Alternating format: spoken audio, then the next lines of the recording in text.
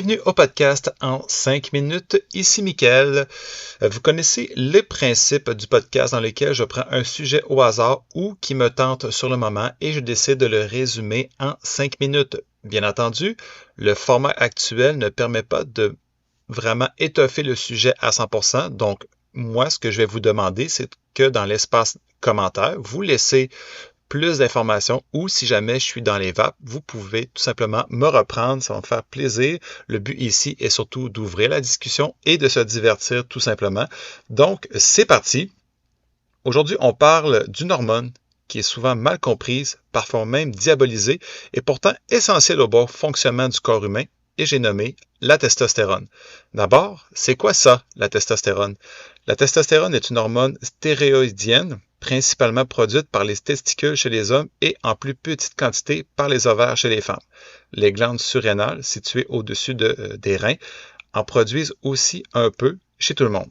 C'est ce qu'on appelle une hormone androgène, c'est-à-dire une hormone qui favorise le développement des caractéristiques dites masculines, mais attention, la testostérone ne concerne pas que les hommes. Elle joue aussi un rôle clé chez les femmes, même si elle y est moins présente. Chez l'homme, quels sont ses rôles principaux? D'abord, chez les hommes, la testostérone est surtout connue pour ses effets sur la puberté.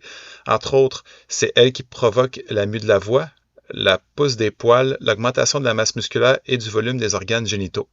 Ça peut aussi avoir un impact sur la libido et la fonction érectile, la production de spermatozoïdes et même l'humeur et l'énergie générale. Un bon exemple, un jeune garçon en pleine puberté va voir son taux de testostérone passer de très bas à environ 600 nanogrammes par décilitre de sang. C'est cette montée qui déclenche tous les changements physiques qu'on observe. Et chez les femmes alors?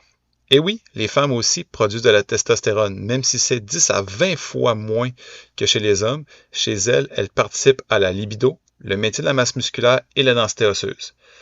Par exemple, des études ont montré qu'un faible taux de testostérone chez la femme peut contribuer à une baisse d'énergie, une diminution de la libido et même à une perte de masse osseuse avec l'âge. Et si le taux est trop bas ou trop haut? Un taux trop bas de testostérone, ce qu'on appelle un hypogonadisme, peut causer de la fatigue chronique, de la dépression, de la prise de poids, la perte de libido et chez les hommes, une diminution de la pilosité et de la masse musculaire.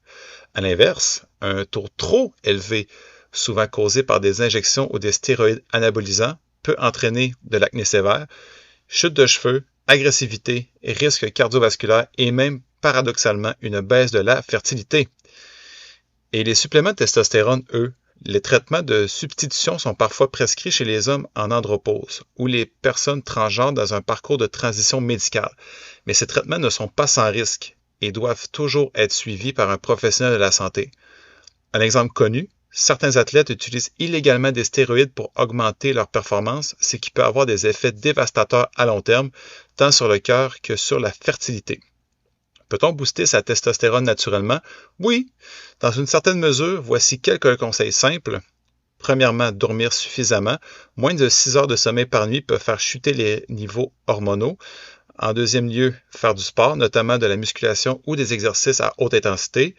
Troisièmement, avoir une alimentation équilibrée, riche en zinc, en bonnes graisses comme les oméga 3, oméga 6 et en vitamine D. Et pour terminer, il faut éviter l'alcool en excès, le stress chronique et le surpoids abdominal. Bien sûr, c'est pas toujours évident de pouvoir éviter tout ça, donc on peut faire appel à des professionnels pour nous aider. Voilà, c'est tout pour aujourd'hui. Le testostérone, c'est bien plus qu'un simple mot associé à la virilité ou à la performance, c'est une hormone complexe, essentielle pour la santé physique et mentale chez les hommes comme chez les femmes. Merci de m'avoir écouté et si cet épisode vous a plu, pensez à la partager, vous abonner également et je vous souhaite à très bientôt pour un nouveau rendez-vous de En 5 minutes. Au revoir!